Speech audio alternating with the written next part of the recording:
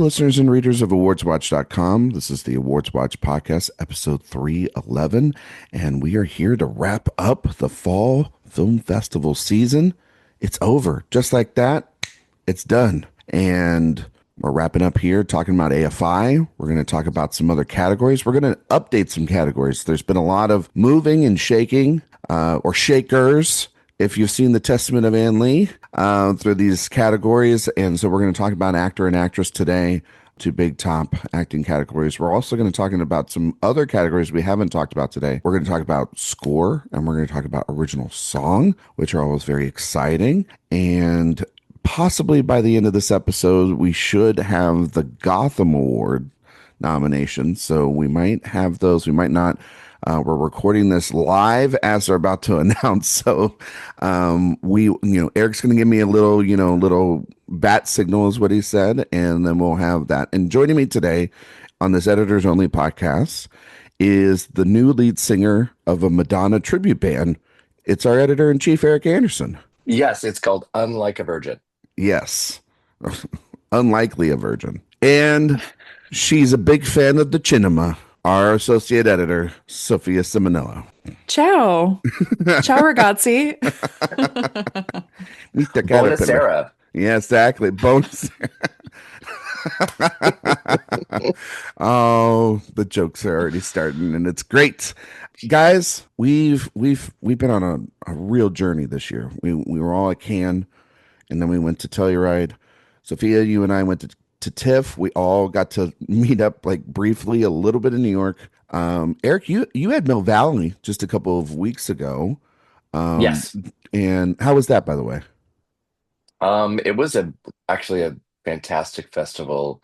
It's certainly one of those regionals that really suffered at COVID and was already, struggling just as many film festivals do. So working its way through that period has been pretty difficult. But this last uh, festival, the 48th, was hugely, hugely successful. So like pre-COVID numbers, Mm. which was really, really exciting. And uh, I'm really glad for it. It's a great festival, but any festival that's able to still pull numbers is good for all of us. I agree. And at the same time, I was at the Middleburg Film Festival, and that was the 13th edition of that festival. And it might have been the biggest and most crowded in terms of pundits and people we know, and it's become a real destination. And the talent were there. I mean, the talent were there briefly, it felt like, because there was the Academy Gala at the museum, and everybody was like, okay, but I still got to go to Middleburg for 5 minutes, and then I got to fly back. Or, if you're like Elizabeth Olsen, she flew there for like a couple hours, and then she probably made it to the Dodgers game for the World Series because she was wearing her Dodgers cap. So like it felt like people just dropped in there real quick, as opposed to usual years where everybody stays a long time. And then we all hopped on a plane, got to LAX or Burbank with a dream and our cardigans, and we got to Oh my AFI, God. and we saw a lot of films. That AFI is a great fest to catch up on a lot of stuff we haven't seen. I know that Sophia, this was your chance to see Sydney Sweeney and Christie. Yes, Yes, it was. and thoughts on that, real quick. So I was actually really impressed by her performance. I wish that the movie surrounding the performance was actually stronger, just because I think what she is doing in the role is really a different side of her. It's exciting, I think, to see her really, push herself into this dramatic space. And I think we've seen shades of that before in her TV work in particular, but in the film space, not as much lately. So I think it's also not, I think, one of those heavy-handed biopic performances that really relies on the transformation to get the job done. I think she really imbues the character with a lot of vulnerability, and it always felt really honest to me. I was rooting for her the entire time, and I think when you compare it to something like The Smashing Machine, which is also, a movie about an athlete who is really on this local and then world stage and forced to perform and also deal with the difficult relationship in their life. I thought that her performance was actually much more, I don't know, vulnerable and realistic to me. So I really liked her here. The film itself is very by the numbers. It feels, I think, very long also. It Mhm. didn't need to be, I think 2 hours and 10 minutes was the end running time, something like that. But overall, I was really impressed with her, and I think we will see her throughout the season. Maybe not at every ceremony, but I think in certain places we will see her recognized. Yep. I think she's definitely in the top eight, and we're going to talk about her most likely here in a couple minutes as a possibility to break in different award ceremonies, like you're saying. Erik, I know last night you saw the Testament of Anne Lee. I wanted to just get your thoughts on that real quick because you missed that because you weren't at TIFF, and it really hasn't. It's kind of hasn't played a lot of other places outside of that, right? And so this is like Well, it's no, it was at AFI. It was it was at just in yeah. direct conflict with the closing night film that we're going to talk Well, yeah, about yeah, here no, in the but I very meant first. other festivals because it didn't play New York and it wasn't at Yeah, the regional. So this is yeah, technically its American premiere, if I'm not mistaken. yeah. It's a kind of it was a surprise, but Yeah, it took a really long time for it to get that Searchlight pickup. So absolutely. this is they're off and running with it now. Yeah. Yep. I loved it. I thought it was pretty extraordinary. It's from Mona Fastfell, Brady Corbet's partner and co-writer on The Brutalist, and as has been said a bit, it's the Brutalist for the girls and the gays, and it really kind of is. And I think the thing that I found just really the most invigorating about it is sort of like what Chloe Zhao did with Hamnet, where it's taking a story that is very consistently told uh, from a male perspective of a male character. And this is not. This is a female character. And the constant reiteration through the film that God is essentially male and female, which was a really fascinating way for them to kind of get over the hump of the people that were, in the mid 1700s, not wanting a woman preacher and just really rebuking the idea. So it was clever to frame it like that. I loved that. I loved the singing and dancing, the use of it being diegetic and non-diegetic in the same film was really, really exciting, really kind of genius. And there was a quality to it like the history of sound where you could all of these hymns and all of this music, you can see the foundations and the blueprints there that spoke to modern day like folk bands like Arcade Fire or the Stills or Fleet Foxes or anything like that. Those are all here, like in this, and that was really kind of exciting.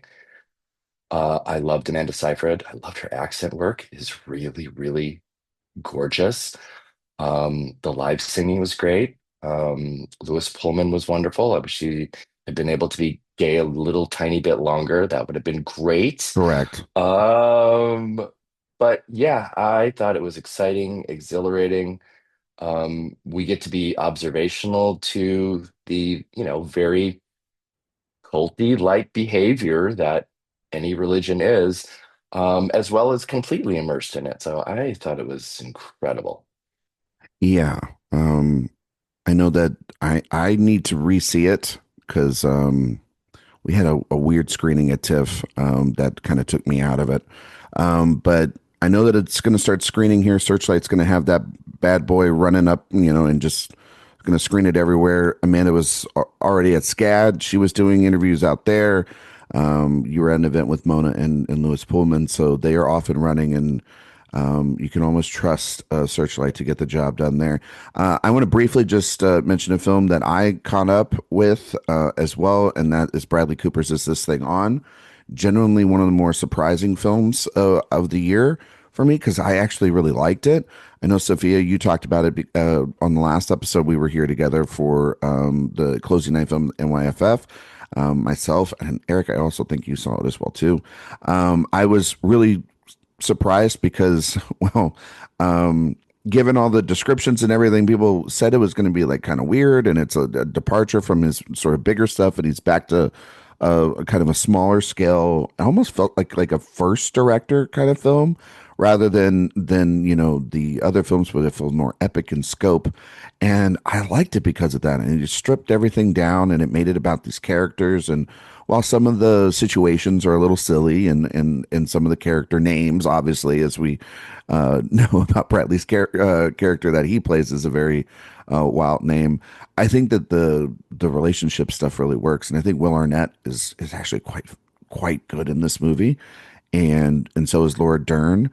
Some of the supporting characters, more or less, are great, but I was kind of taken aback that it didn't go the full way of trying to make this story even grander than it needed to be. It felt very grounded, and I kind of appreciate that for Bradley Cooper because Maestro, he's going big and huge in that film, and I thought that it worked, and I thought it worked here, and this is another Searchlight film, if I'm not mistaken, right? And so they've got a couple of little emerging films, like one they pick up and one they have, and I don't know if it's gonna do anything. I mean, probably Will Arnett will get a Golden Globe nomination for sure. Of course, that category seems to start getting stacked and stacked by the day. But nonetheless, it's just a really solid third film, and he's three for three for me. I think he's really he's becoming very reliable as a director, and I think that we should give him the benefit of the doubt. I think we were all nervous about this movie, and we shouldn't have been because he's done really well the first two times. So yeah, is this thing on? It'll come out later this year, and it's a good film, a good solid film. But there was a big premiere at AFI. We cleared the calendars. We said no rep screenings, even though we did some rep screenings. We went to a ton of rep screenings, and we had a day where we saw Barry Lyndon and we saw Silence of the Lambs, and we didn't get home until 2:30 in the morning.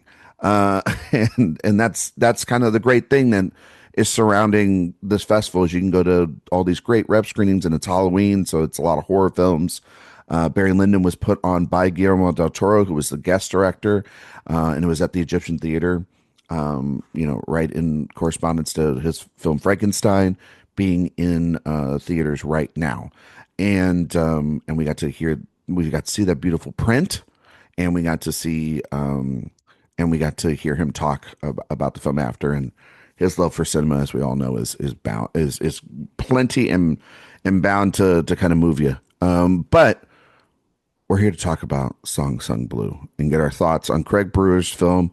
That was the closing night film, and honestly, the big premiere of the festival. Sight unseen, a lot of Oscar pundits, predictors, people that we know had already started to lay the whispers down that this might be something that breaks into the Oscar season. And I want to start with Erik.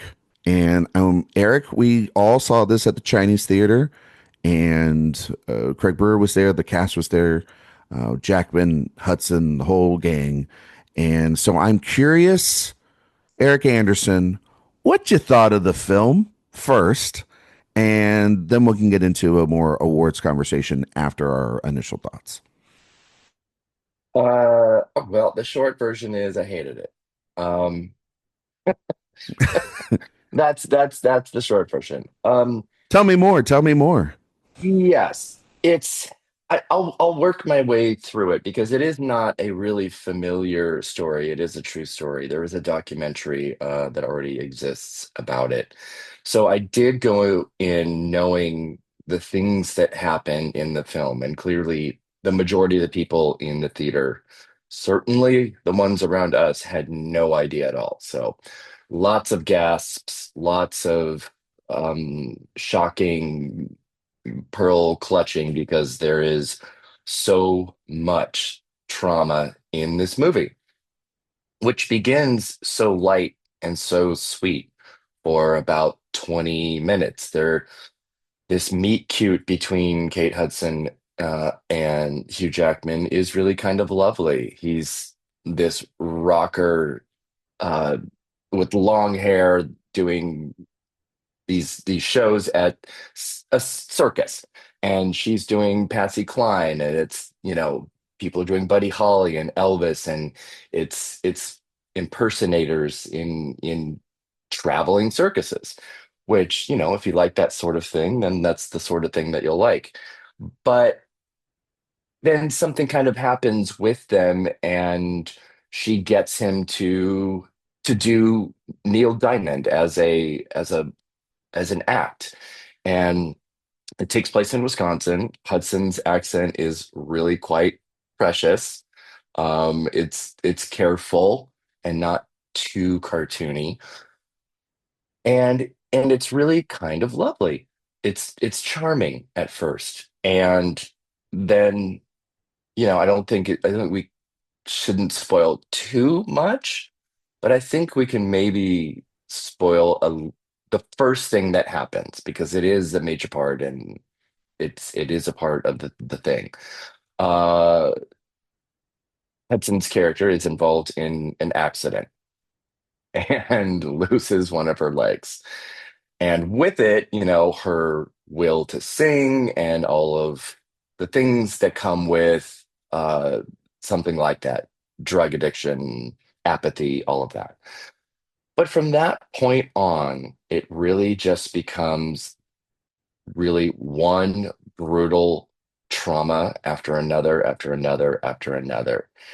And and it doesn't really it's so hard for it to dig itself out of it. And I don't mind that as an idea, but even for a film, I think it's 2 hours and 11 minutes.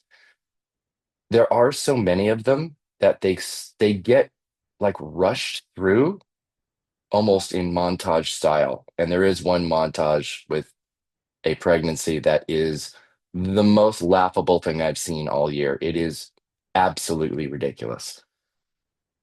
And ultimately, I do think Hudson kind of comes out pretty well. I think she is, I mean, weirdly, like Sydney Sweeney in Christie, her earnestness is and sincerity is so there that even with everything around it kind of not being as good, it just allows her to shine even more. And I think Hudson is very good here.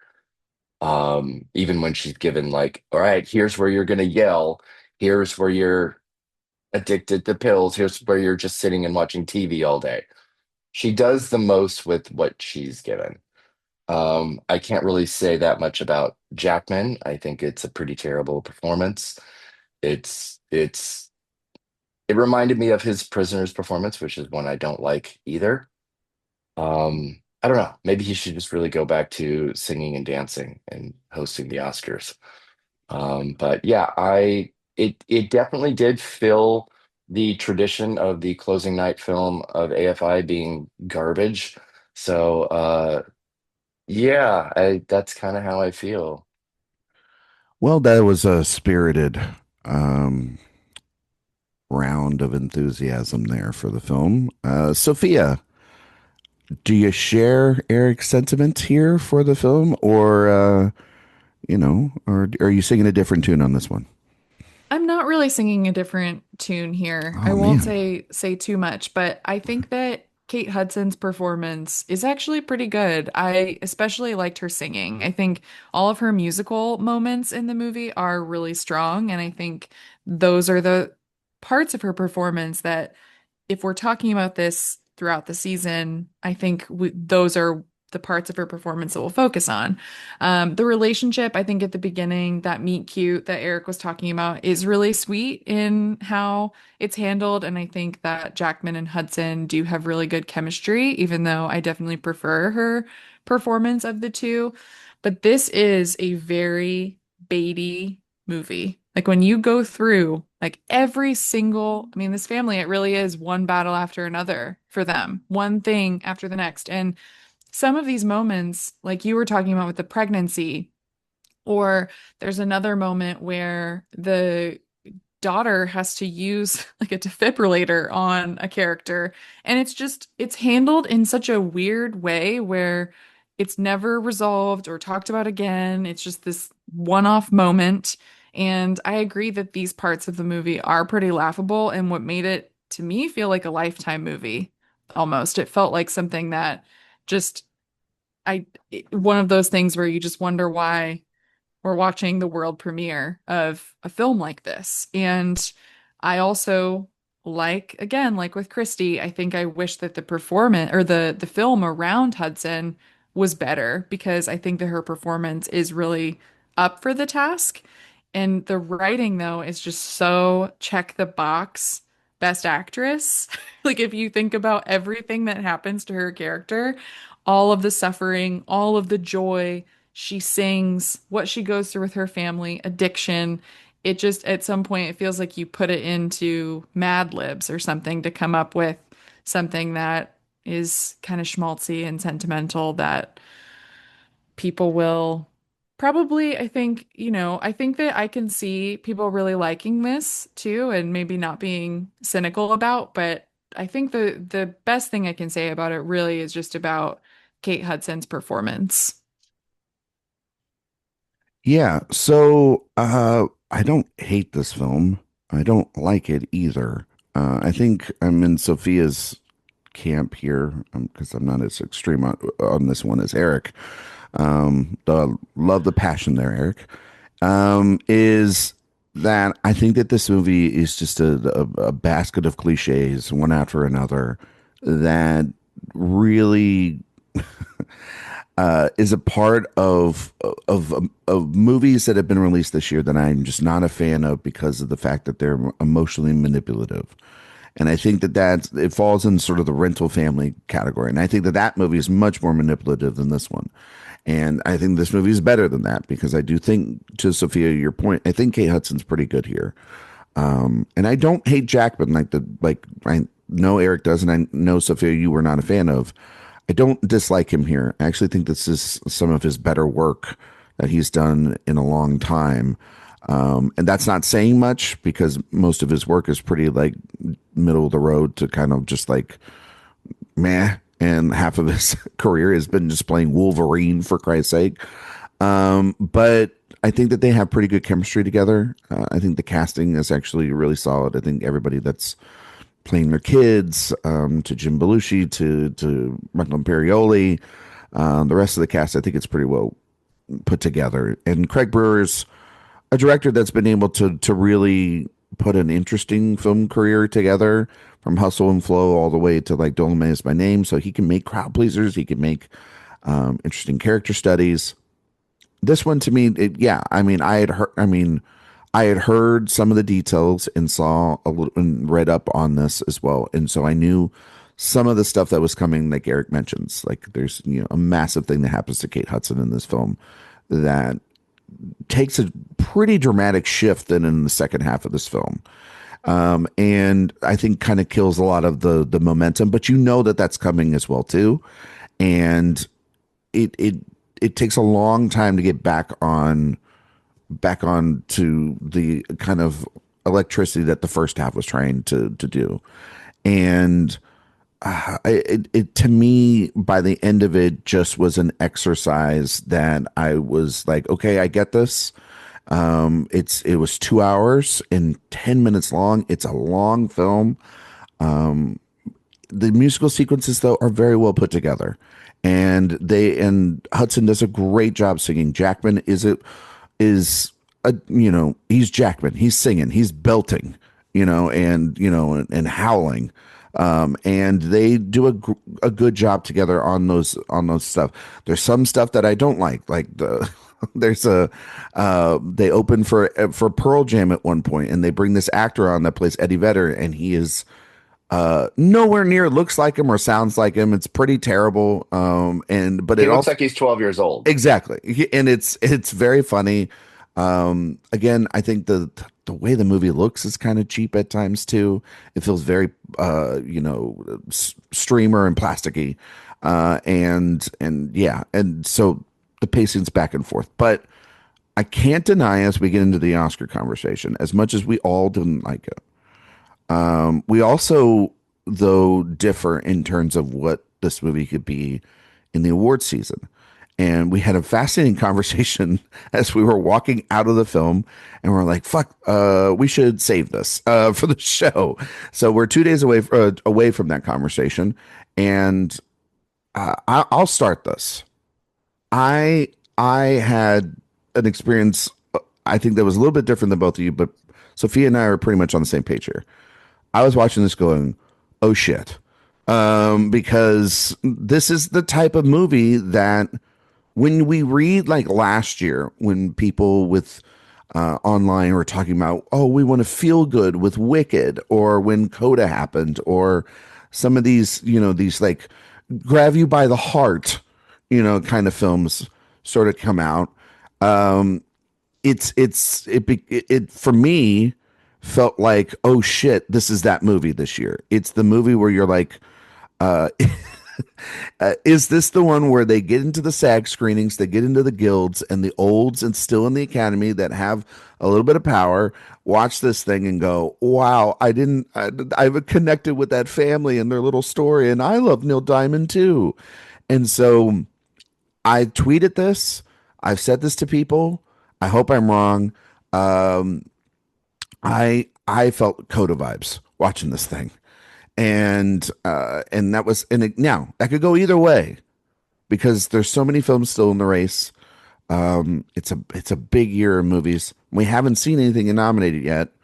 Um, it could either do what Coda did, or it could absolutely fall flat on its face. I think a lot of people don't see that.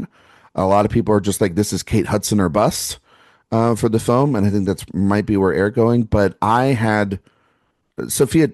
You could probably talk about Kate Hudson here Yeah. and how Focus has the front runner for Best Actress in Jessie Buckley. She doesn't really have any strong competition.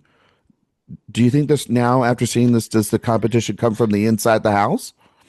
I think a little bit. I mean, when I was watching this, like I was saying before, of this feeling like a check the boxes best actress contender in a lot of ways. I mean, if you look at the history of the category, like if you go all the way back into the 30s, like she's doing a lot of things in this performance that best actress winners have been doing for nearly a century now. And so that does give you pause. She's also a previous Oscar nominee. You could, I think people are already starting to write pieces about her having a comeback narrative. Those things are all going to take shape. And that's because I think sometimes when you're already bored with particular Oscar races and you have front runners, people try to shake things up, and that can happen. And I think that's kind of what's happening here. The vibe that I got from this, though, wasn't so much Coda. It was actually closer to something like being the Ricardos, which was really, I think, just an acting play. We won't get three nominations, but I could see a day where the actors really go out of their way to support Hudson and Jackman in particular, and it could be a really big player at SAG. I think that because it is so baity, I really could see it popping up also at places like Critics' Choice or at SAG in particular, but like not getting BAFTA or maybe missing out when it comes to Oscar, or she does make her way into the five.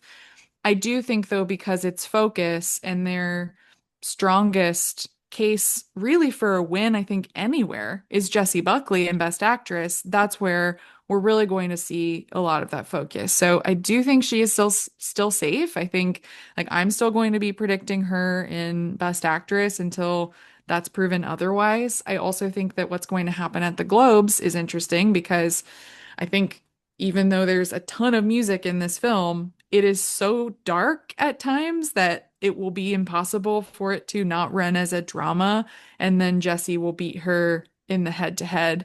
I mean, things could change as the industry weighs in later on, but yeah, I think what happened is that I think people wanted to, this was one of those unknown films, sort of like how Marty Supreme was, even Wicked, even Avatar, where it was one of the few remaining films that people hadn't seen. So I think people wanted to kind of stake their claim on it and say, "Ooh, this could maybe shake up the race." But then when push comes to shove and you actually see the film, I think it's much more like a Being the Ricardos type than something that's really going to shake things up and terrorize us throughout the season.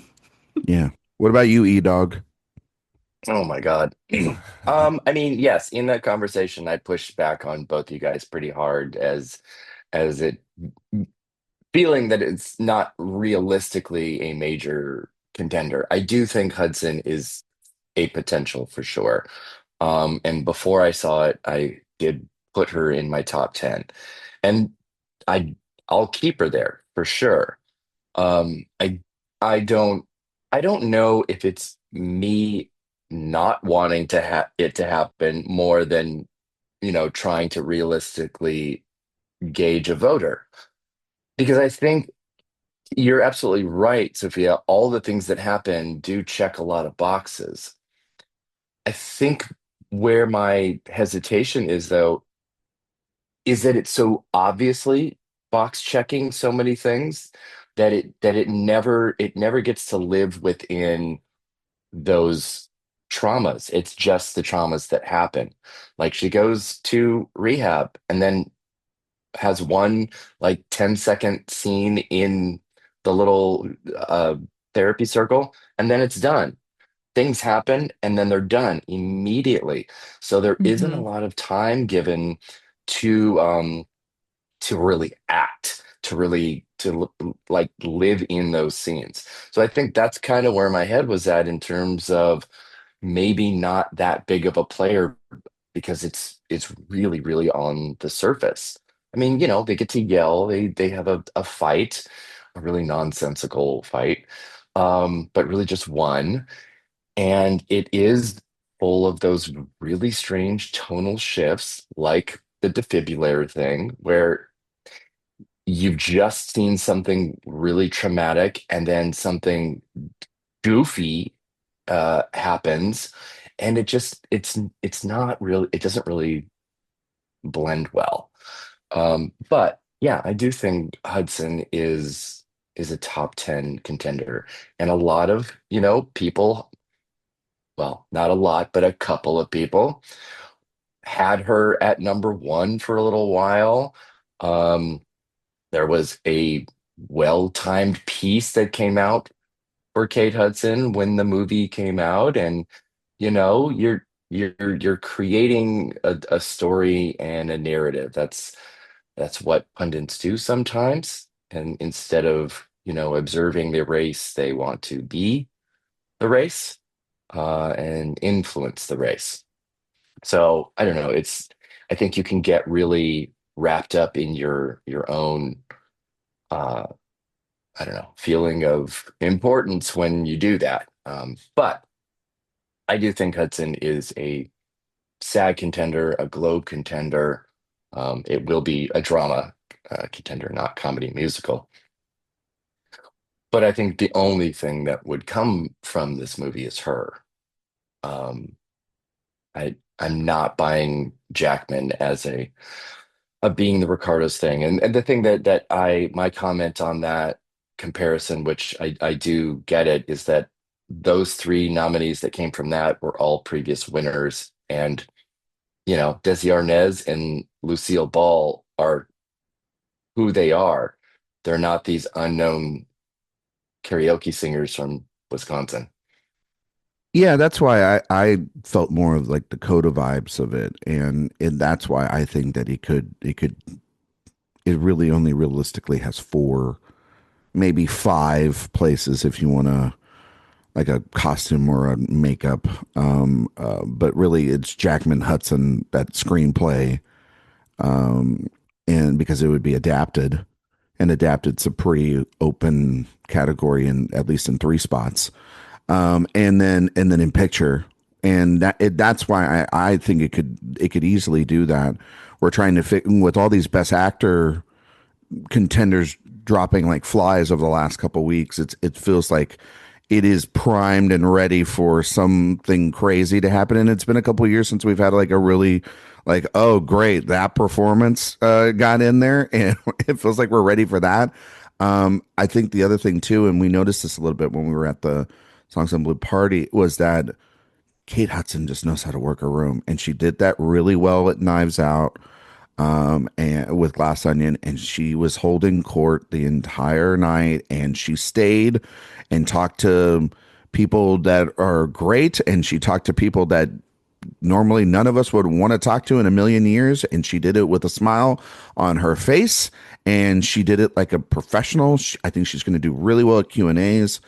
If Jackman's around and not doing, jumping rope on the stage in New York City anymore, then I think then he can go ahead and join her. And this is one that feels for the olds, right? Like when, we were having this feeling, Erik, with Rental Family, that would be the movie that is the one at your heartstrings. And I think that this is that one, if there is one to break in.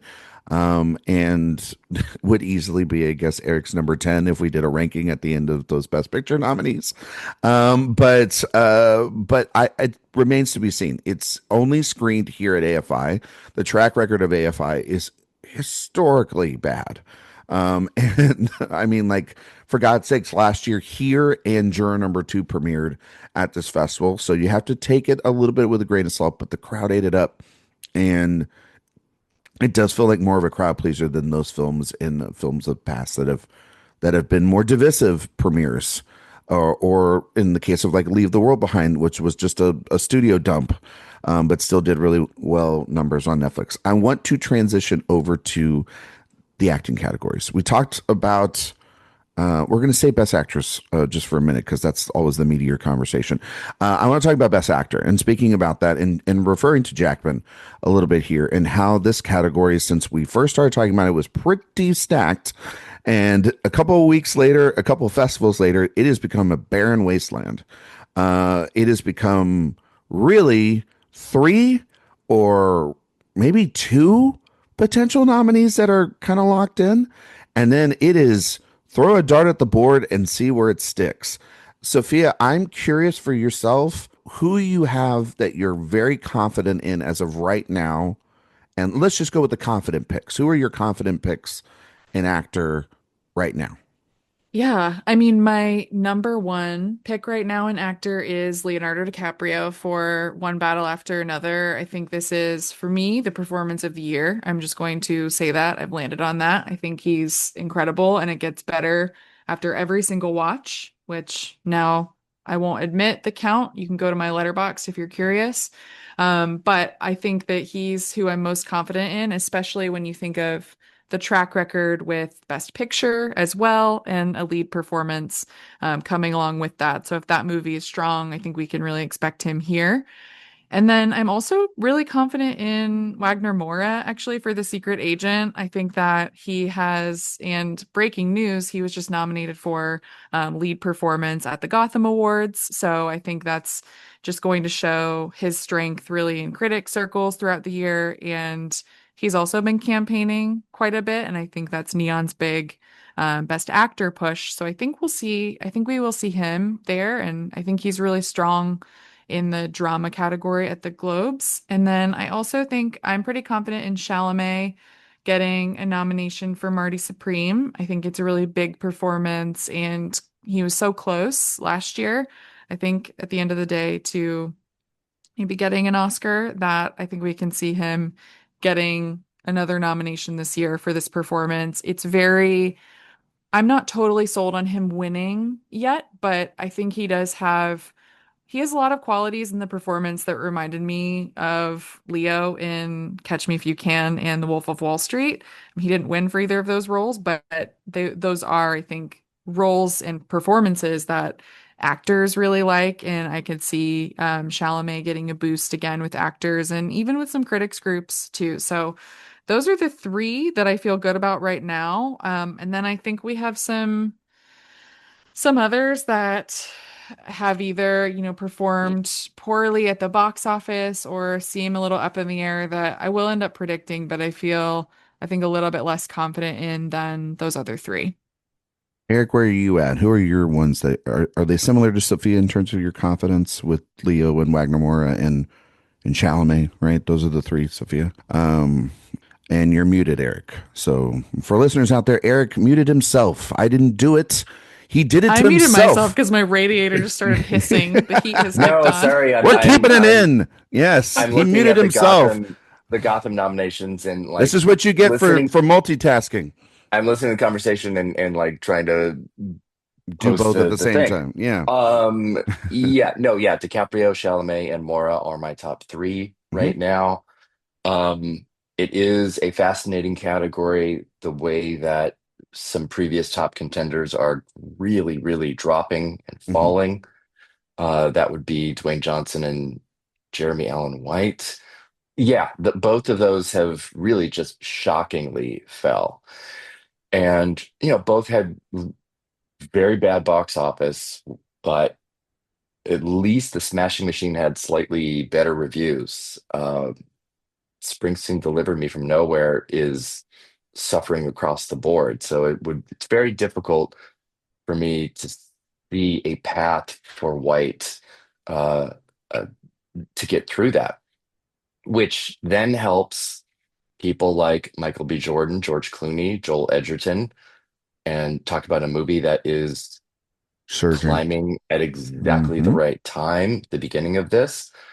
Um, and yeah, I mean, that's kind of where I'm at. My top five right now are DiCaprio, Chalamet, Mora, Clooney, and Edgerton. Yeah, I mean, I agree with you guys that I think that the Leo, Wagner Moura, and Timothy Chalamet, those are the consensus three. Sight unseen on Marty Supreme for myself and Erik, but I'm pretty confident that given the praise, even though we talked about it, like New York was very high and L.A. was more grounded than that, and we won't see this film for another month and a half for the most part. Um, and still no review embargo yet. That film as well too. I mean, we'll have to wait and see, but it feels pretty safe for Timmy to be in there along with Wagner Moura, who won the Chicago Film Critics Association or Chicago International Film Festival Award for Best Actor. There, he won the Cannes Award for Best Actor. Um, and that film has done really well. Once again, we'll talk about it here in a minute, but he just also received a Gotham nomination as well too. And Leo is Leo. He's in this Best Picture juggernaut, and it's one of the best performances of his career. And he will be nominated this go round. It will not be a Killers of the Flower Moon conversation because it is not divisive like that performance was. This is a very celebrated performance for Leonardo DiCaprio. I agree. Also, watching Jay Kelly again. It's kind of feels like once you watch that film, it's hard to not think George Clooney will get in, even though Jay Kelly's kind of um, a pain in the ass as a character. Joel Edgerton gives this soulful, beautiful performance. And who was the other one that you mentioned, Erik? Who was the other one that's surging at the right time? Joel Edgerton. Well, outside of Edgerton and George Clooney, Michael B. Jordan. That Yeah, does, Michael B. yeah, Jordan, it does help. That I still don't see that. which I know a lot of people have him in, Yeah, and I don't, I don't. I don't either. I still don't know if that performance gets in even with a thin field. I think it honestly just helps everybody else out. But the thinning of the crowd does help. I'm not with Erik yet on Jeremy Allen White. I think that the box office and that critical acclaim or lack of critical acclaim, I think that hurts the film. I still do not believe that it hurts the performance. I think he's done kind of everything that you need to so far, and he'll continue to shake hands and kiss babies, and he'll have Bruce Springsteen out there singing with him. And Bruce was given the award at the gala and everything. I think that Jeremy Allen White could still be in this, and not for a win, obviously, but for a nomination. And because they just love those biopic performances, and he's really good in it, and he's the number one thing out of that movie that everybody likes, and he's very well respected and celebrated. I'd love it if Ethan Hawke could start getting some more rumblings. So Sony Me Pictures Classic, too. because he's fantastic in that movie, and Mhm. But then there's Jackman, who's sitting, that we talked about, who's coming into this movie and surging. That feels also like something that is in a 10. And yeah, I mean, it's very interesting to see how this is all playing out. I mean, there's Jesse Plemons and Begonia as well too. That could potentially happen because the Academy does love that film, and well, they love Yorgos's films for the most part, and Plymouth is a previous nominee. So we'll see. I think we're all right now with Leo at one. And so we'll see how that plays out. He feels like the safest bet to get the nomination right now, just because of the strength of One Battle After Another. That leads us over to actress. And speaking of One Battle After Another, we didn't mention this on the last episode, but Chase Infinity has been put in the lead actress category. She will be running there. Tiana Taylor and Regina Hall will obviously be running in supporting actress. So they've spread it out a bit. So there is a potential for One Battle After Another if it is this beloved film that we all believe. Well, Sophia and I believe that it is for the longest time, and Eric's jumped on the bandwagon with us. It could get up to 6 acting nominations. It doesn't mean it's going to happen, but that is on the table for it. As Benicio del Toro is also running along with Sean Penn and supporting actor. But actress, we all have said this is kind of Jessie Buckley and the other 4, but seasons change and award season minds, and people are starting to see Hamnet more and more. People, it won the audience award at both Mill Valley and tied with Rental Family for the Middleburg Prize there. So it pretty much won every award up to this point from the fall film festivals. But Erik, for yourself, actress, is there a real contender at this point with Buckley? And outside of Buckley, who's in your other 4 that you think are going to break through as of right now?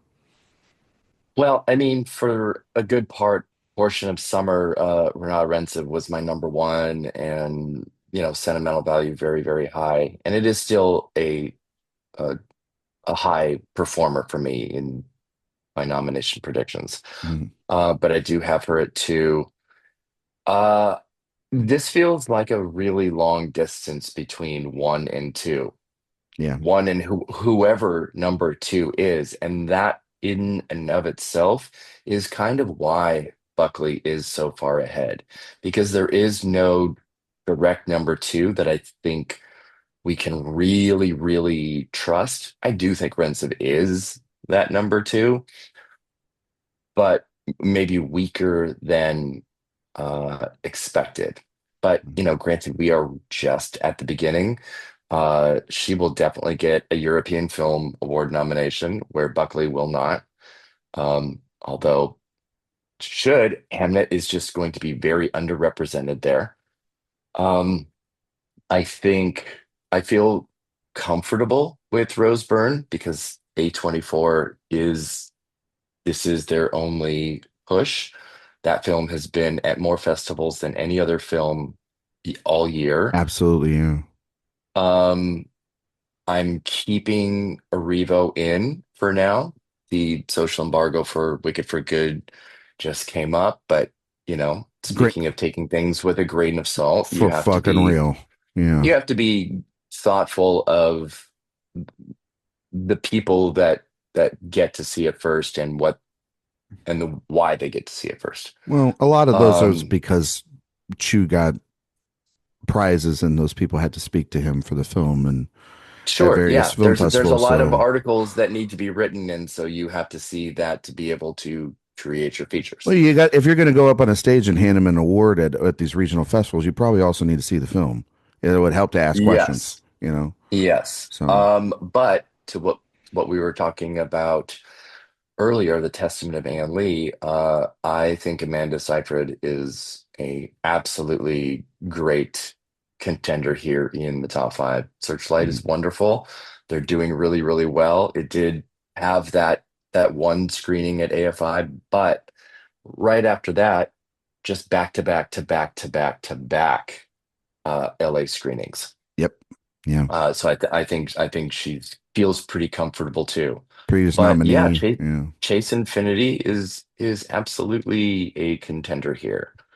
I don't think One Battle's getting six nominations, so No, I'm not I just really no, I just threw that uh out there. It's a potential. I don't think sure, it's not going to happen, but sure. it could. You know. I think it's always safe to be afraid of Emma Stone. The response to Begonia since it's been here at AFI and otherwise has been very strong. I'm not going to count out Jennifer Lawrence as a Nope. potential Soul nominee. She did get in the Gothams today.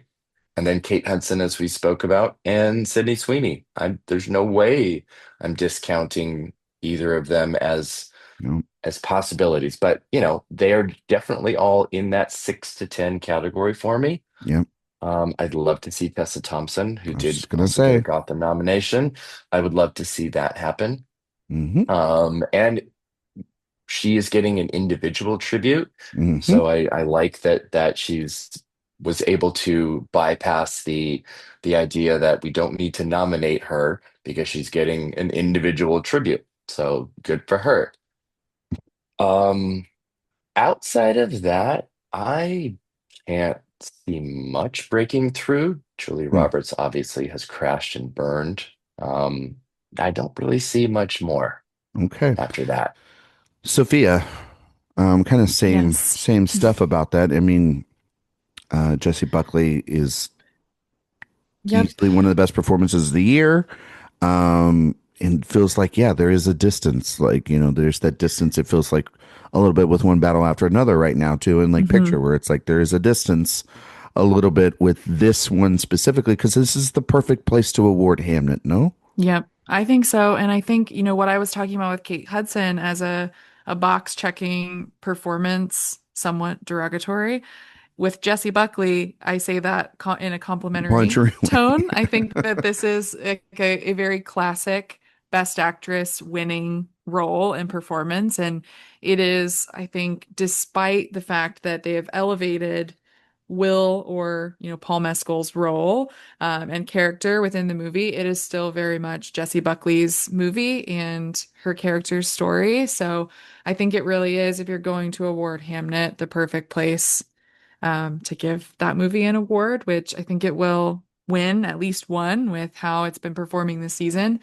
And then after that, I do have Renata from Sentimental Value. I think that that's such a great performance. I would consider voting for her, honestly, but it's just a lot more subtle, I think, and just it's different in her place in that movie compared to Jesse's.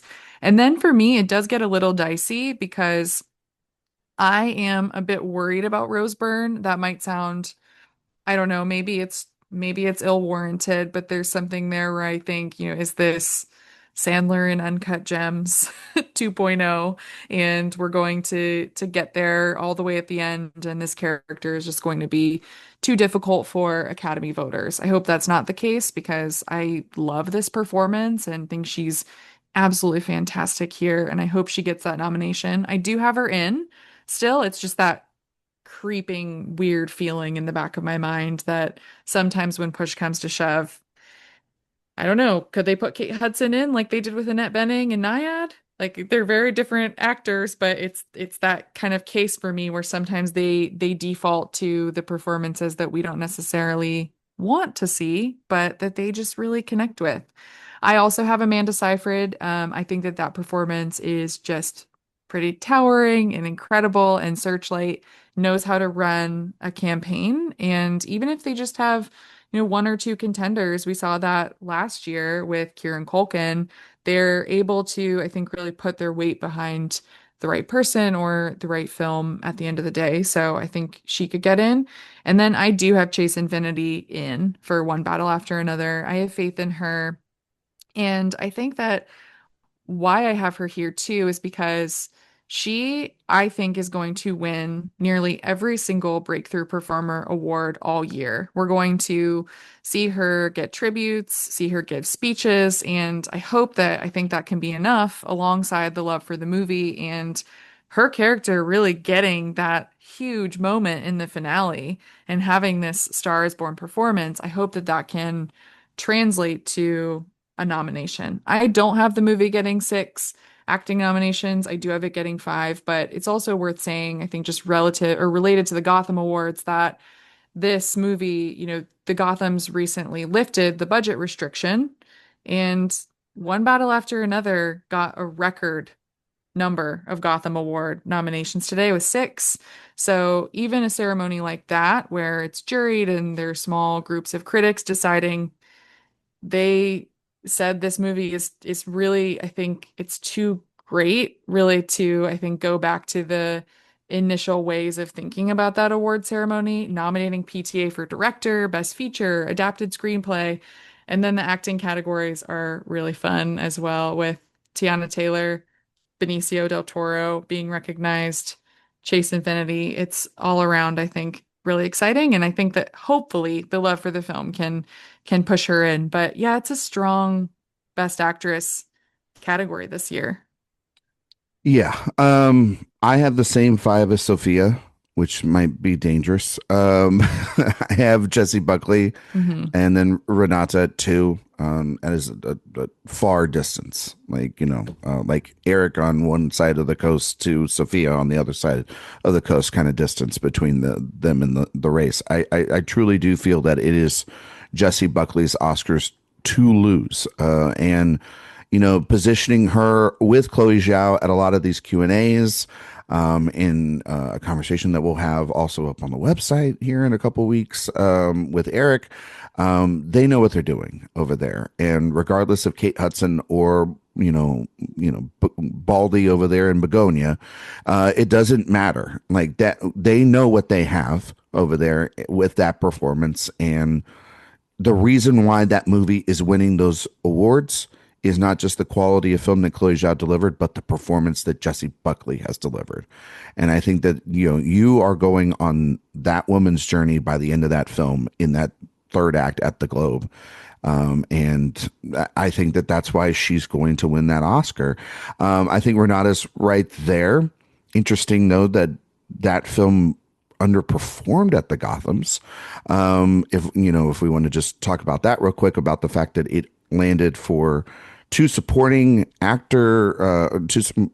performances nominees, and she did not make it into the lead performance category. The film did not make it into the screenplay category, the director category, in the picture category, and the international feature category. So that's very interesting. Now, to Sophia's point, it's like certain select critics, but also there's members of Hollywood that are a part of it as well too. And that oh no, that's just for the vote. That's just for the vote, I believe. Sorry. For the nomination, it's for critics. Nominations are critics. Yeah. The winner votes are industry. That's right. I'm sorry. Still 5 people. Still 5 people. In vote.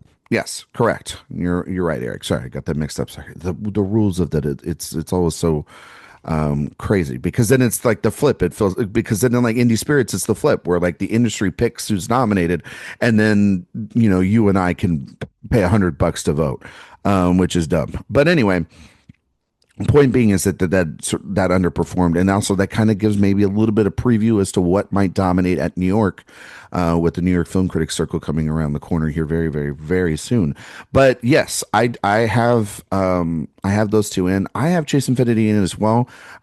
Everything that Sophia said's absolutely on point, and just the strength of that film. And they are marketing this movie as a father-daughter film. That is what everyone has said. Well, if the father is getting most likely in, I think the daughter is most likely getting in. She's a discovery. Also, the casting category helps in this. I think as well. If she's the discovery of the year and it's winning casting, or a top tier or contender in casting, then my God, she's got to get in. I think then this is when it starts getting tricky, because you have all these actresses that really are going to represent their film, and that's it. Like Rose Byrne could be just her nomination. Amanda Seyfried could just be her nomination. Jennifer Lawrence could just be that. Maybe Emma Stone gets just her and Jesse Plemons, kind of like The Master, when it comes to that. Tessa Thompson could be her only nominee for her film. There's somebody else I'm missing. But point being is that all these people could, or so that kind of then leads to, well, someone that's not going to be just the lone nominee for her film is someone like Cynthia Erivo. But then you wonder how the quality of that performance is because we all have seen the second act of that play. So it's like, what happens there? What does that movie get? And we've seen how sequels have done over the last couple of years. They've gotten lesser tallies, but this is also just a one act, two act situation back to back years. I don't have her in. I have Rose Byrne in just because girls putting in the work. And I have Amanda because it's a big towering performance. And if Adrian can get in, and I think that she could get in easily, working with the same creatives there, and also having Searchlight behind it, which is a huge Best Actress pusher when it comes to this. But yeah, I mean, I still think that Jennifer Lawrence is in it, and she's doing talks, and Tessa's very much in it, and there's a lot of parts still to be moved, but it's going to be really interesting. And maybe I think we might all be undervaluing Cynthia Erivo, but then are we also not? I don't know. It'll be very interesting to see how Yeah. that comes, because I know a lot of people have her locked in as the top three, and I just don't see that yet. I know that again, the praise is universal out the gate, but so was it last time, and everyone said it was gonna win picture and win all these awards, and people have Grande at one, and it's like, are we just doing the same thing that we did last year all over again, guys? It's and some of the stuff feels targeted, at least already, specifically for that film. And yet the critics aren't seeing, most critics are not seeing that film till after the embargo, after the Amazon fan screenings across most of the country. And that says something, I think, a little bit about the quality of that film. I think that they value the fans more than and money and getting people in the seats than they do critical acclaim or consensus. I think they might be a little nervous about that. I mean, it's odd that the rollout structure with critics is odd. I mean, there are plenty of films that have followed similar strategy this year, not from Universal, I'll note, but from other studios and distributors where people see it late. I think in this case, though, what's odd to me is that the review embargo breaks after that Amazon fan screening. So all of these people, a lot of the public are going to see the movie before the review embargo is up and before critics outside of major cities like New York and LA are going to be able to see it. So it's Might odd be to there might me. even be some people in New York and LA that don't even get to see this Yeah. yet. I mean, no So clue here. So, it's very um, selective and it's very yeah. targeted and specific. I think with Cynthia Erivo though, I want to see the film before I put her in just because Best Actress is so crowded. Hmm. I feel a bit more confident in Ariana Grande just because also of just from what I've heard about the changes to the second part, but then also supporting actress is just such a weird category in a way that lead actress is not. Yeah, no, for sure. All right. I think we're going to table the song and the score category. Sorry, folks out there, if you want to hear that. We will talk about that. We'll try to get together later this week and have that conversation because we do need to talk about some more technical categories. So maybe we'll come on for 30 minutes or something later in the week and talk about it if we can if we can find time. It's such a crazy busy season right now, even post festivals, because we all are tired as shit. But what we're not tired of is talking about the Gothams. We've already been kind of teasing it already, but Eric's been dropping the news, and we've been seeing the nominees as it's been going on as this is happening, and a lot of interesting things. Sophia mentioned it, a record day for one battle after another. So might start needing to get on that train if you can. And then I mean, even with that record number, like Sean Penn and DiCaprio missed out. It's so wild and crazy, and it's the thing that people need to really know and pay attention to when they're looking at nominations that don't correlate and don't make sense. Like Best Director, it's two of five the director nominees have Best Feature correlation, yeah, and it's because it's a different group that does Hmm. each of these nominations. So you're not going to always see like a just name checked number of films. No, for sure. But I do think that, like with Leo and Penn, those are just going to be this is a place also, I always say with Gotham, is a place to give people a boost that aren't already front runners, that aren't already in pretty much a lock position. And I think that that's someone like Sean Penn and Leonardo DiCaprio are in that for this movie already. And so this is showing a sign of strength for like Tiana Taylor and Benicio del Toro, who is getting massive acclaim for this and is a lot of people's favorites. And then obviously Chase Infinity. But this movie, one battle after another, 6 nominations, if I'm not mistaken, this morning. Hmm. Yeah. The best feature category was Begonia, East the Wall, Familiar Touch, Hamden, If I Had Legs, I'd Kick You, Lurker, One Battle After Another, Sorry Baby, The Testament of Anne Lee, and Train Dreams. So big day for Train Dreams to get in there. Best international feature category was It Was Just an Accident, No Other Choice, Nouvelle Vague, Resurrection, Sound of Falling. So, Sophia, I'm going to kick it over to you and I'll ask you your thoughts on this. I mean, got your one battle thoughts on this, but there's also some Hmm. big misses here, like No Sinners, Marty which Supreme. no Marty Supreme, Sinners. Hmm. Obviously, only one nomination, though it is getting a special honorary prize. Hmm. So it's a little bit different than like what Erik said about Tessa Thompson, is that it couldn't get more than just that. Sentimental Value kind of having a rough day by the panelists here. Very interesting. Outside of the 2 nominations that it had in the supporting categories. So outside of one battle, what do you see here? Well, those were most of my thoughts, what you just listed, I'll Sorry, say. sorry. But yeah, Sinners, I think just getting the one nomination in supporting. And also I'll note too on the Penn and DiCaprio point that the acting categories are gender neutral. So we don't Mm. have actress and actor, we just have lead and supporting. So it's interesting to see how those shake out sometimes. But in supporting, we just have the one for Wunmi Masaku. So and that she is my favorite performer in Sinners, so I love that nomination and I hope she gets the boost here. But yeah, it's interesting. I think that with a film like Sinners that is a big commercial play, it still I think needs a boost from critics. I think in certain places, like in the acting categories, I know we've talked about that this year of, who is the actor from Sinners that's going to break through and really, make the mark this season. And we have to, I think, start seeing that somewhere.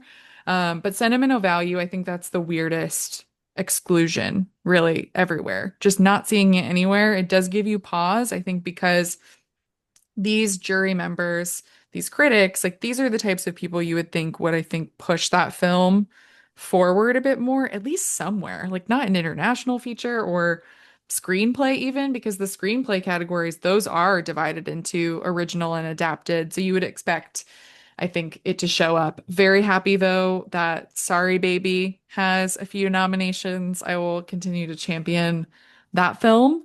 And then Marty Supreme, I mean, that tells me that people still aren't seeing this movie. Like a lot of people haven't seen it, but a lot of these names here on the jury, I know we're at that screening at NYFF. So that's an interesting miss here because I think that also being an A24 film, um, you would expect that to maybe show up. Yeah. Some favorite nominations, I'll just shout out quickly. Josh O'Connor in lead performance for The Mastermind. Love that. Very excited to see him pop up. You mentioned Tessa Thompson for Hedda. Love that we have Gotham nominee Paul Thomas Anderson in Best Director. Just always exciting to see him. Alexander Skarsgård for Pillion. Incredible stuff there. And love, I mean, aside from Chase Infinity, obviously, breakthrough performer ASAP Rocky for Highest to Lowest. Back of Love the it. truck from the front to the back, baby. Yes. Great. Honestly, he should have got a double for If I Had Legs too. Well, Yeah. speaking of Viat Legs, that's actually the film that I was going to mention here real quick before I got over to you, Erik, was is that the 4 nominations for that this morning in picture, director, original screenplay, and Rose Byrne. That is a Hmm. huge pickup for it and a huge sign of strength for it with critics, which is what Rose Byrne is going to need and what that film could need in terms of, if it wants to be one of those sneaky original screenplay nominations down the road and carry that along with Rose Byrne. That is something that movie desperately needs. Um, I spoke with both Mary Brownstein and Rose Byrne, and earlier this, a couple weeks ago. That'll be up on the site soon. They are great together in conversation and very fascinating to talk about this very complex but also wonderful film that they have made. And I think Rose Byrne could be the sneaky winner of this award at this festival. That is the one that could upset Jesse Buckley here. And because I just feel like this will be the one that the critics are going to want to push while the industry will push Jesse. I think that Rose will be the one that is kind of the, maybe not all the regional critics groups, but like definitely like I could see her winning New York. And they've done the work A24 with that film. So in connection with your thoughts, Sophia, on Marty Supreme, that movie tanks, but sorry, baby, and If I Had Legs does really well here. So maybe push the female-led films this year, people. That's all I'm saying. Erik, your thoughts on the Gothams and what stood out to you, and what was any of this surprising a little bit for you? Like I kind of am surprised by the sentimental value not being in some of the top categories here.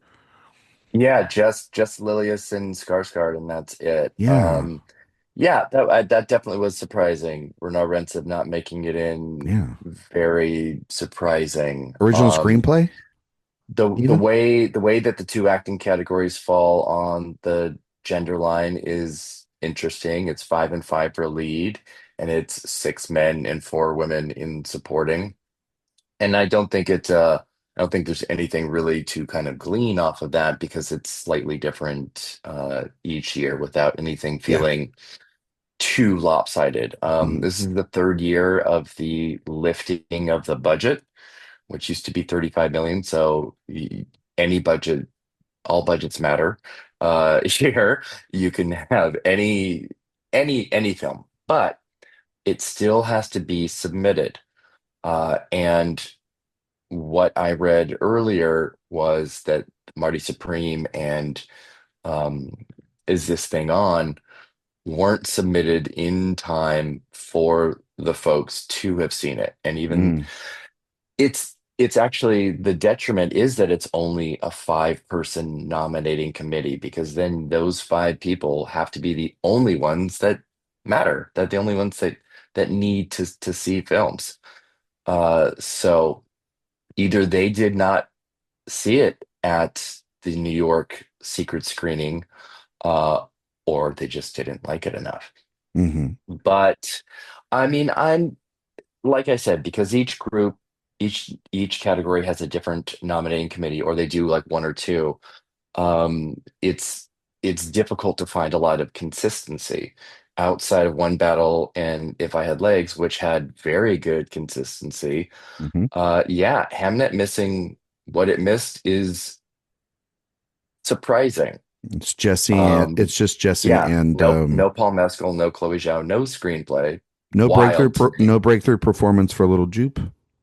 Mm. Yep, no Little baby baby Jupe Jupe. No here. baby Jupe.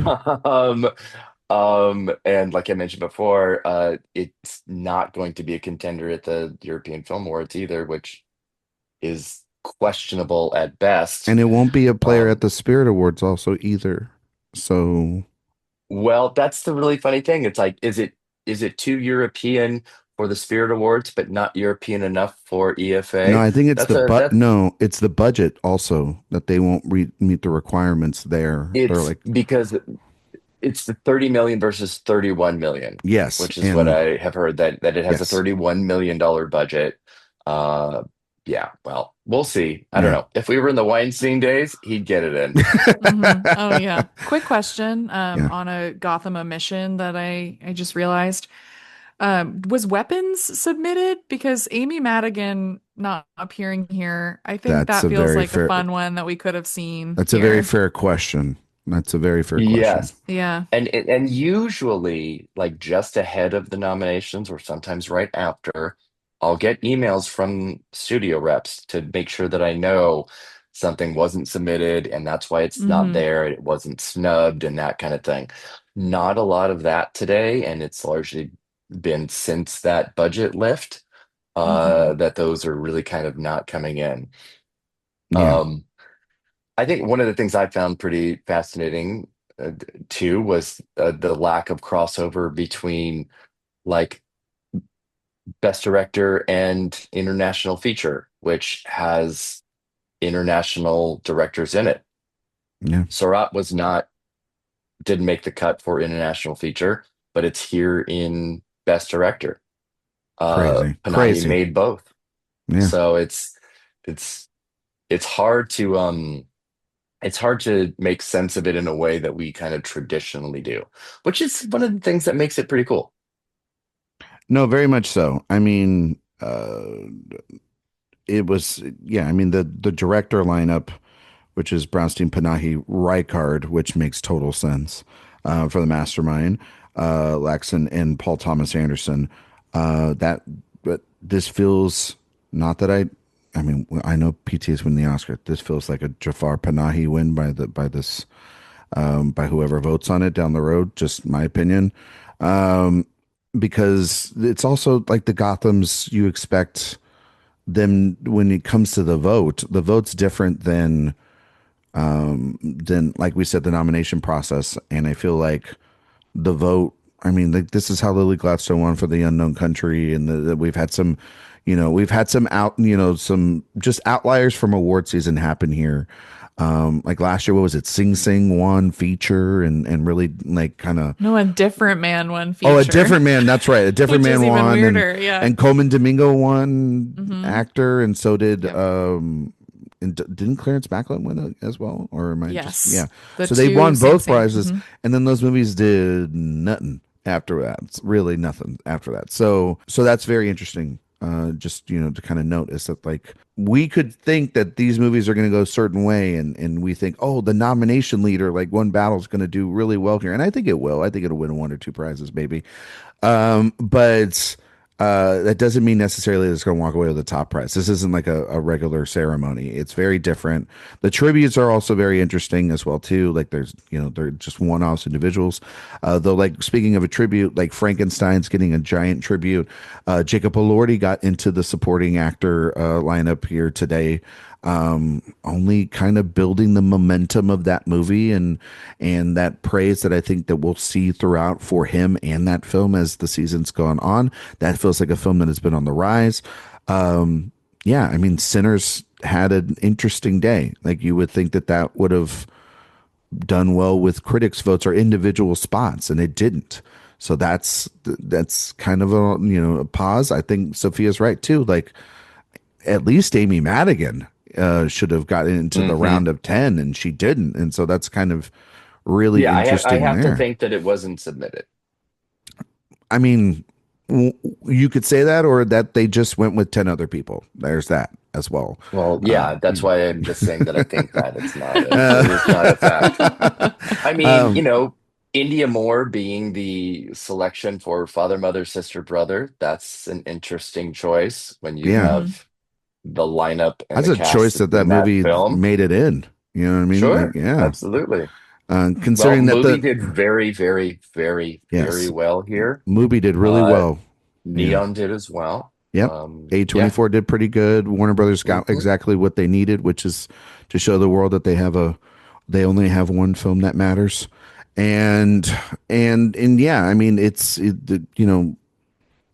Focus still they got the two things in that matters with this group, and this is going to be a tough group to probably get hamming it in per what Sophia's kind of oracle throughout the season, which is they're Jesse, and to get the film in honestly is in the what is it 8 or 10 that they have here is actually pretty good for it. And Chloe's a previous winner at the Gothams before too. So it will be very interesting to see how this plays out. When's the ceremony? It's in the first week of December, or like first week of December December. December 1st. 1st. December 1st. Yes, And because then New it's York Film Critics announced the next next day. day. So get ready for the long box lunches, folks. On that, that's an all-day event on Twitter. But we'll have more thoughts on the Gothams once they happen. Sophia, we're hoping is going to be able to cover that for us. And be on the ground and get all the gossip and tea in the room. Yes, I love And going. and because it's the first ceremony of the year, and then we have and then we'll have Spirit nominations. We'll start having Globes and Critics' Choice and Critics Groups, and oh my God, already going to be in phase 2. It's sort of wild.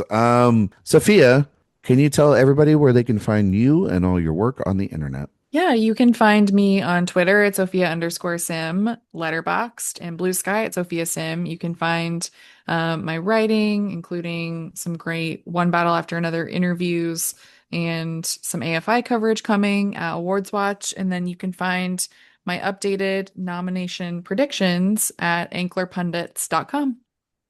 Erik Anderson. You can find me on Twitter at awards_watch, awards watch everywhere else on socials, and obviously awardswatch.com. And also on the Ankler for maybe some urgently updated predictions outside of my monthly officials. And sign up for the newsletter. You can find me on Twitter, Instagram, Letterboxd, Blue Sky at Ryan McQuade 77. You can find all my work here at awardswatch.com. If you like podcasts, we have the Director Watch podcast. We're continuing our Hughes Brothers movie series, and just in time for Halloween, we are releasing From Hell this week. So right before you start passing out the candy, you can watch Johnny Depp track down Jack the Ripper. Which is a sort of, I guess, a biopic for him in a lot of ways. But look forward to hearing that. We're going to have the great Josh Parham on to talk about that film later this week. You can also find my updated frantic predictions over at the Ankler Pundits page there at the Ankler, along with these two. We're not updating those and looking at them and moving things around constantly all the time based off what we hear and stuff. But I also just want to say sign up for the newsletter. It's the best place to get all the news, reviews, interviews, and everything that we're going to be doing throughout the rest of the season. Sign up for it. It's over at awardswatch.com. And lastly, I just want to say we're at the end of festival season. I want to give a shout out to all the people that came up to us and talked with us throughout the season, throughout all the film festivals, waiting in line, all the, saying how much you love the show, how much you've been, loving Sophia's work, Erik's work, my work, the rest of the team's work. I just want to say a massive thank you to everybody out there that has followed us on our journeys over the year, and we got to see them and talk with them at lines. It was great getting to talk to so many people and just know that there's so many people excited about movies and excited about this process and excited about all the little things that we do. And so from myself, Erik, Sophia, and everybody here, I want to thank you guys so much for listening and being a part of this. Hopefully we will not let you down in the second part of this Oscar season. We will be back next week. We'll be doing something. We'll be talking about something with the editors here, main show, Oscar, Director Watch. We'll be doing something next week. It'll be great stuff. But thank you all so much for listening, and we will see you all next time.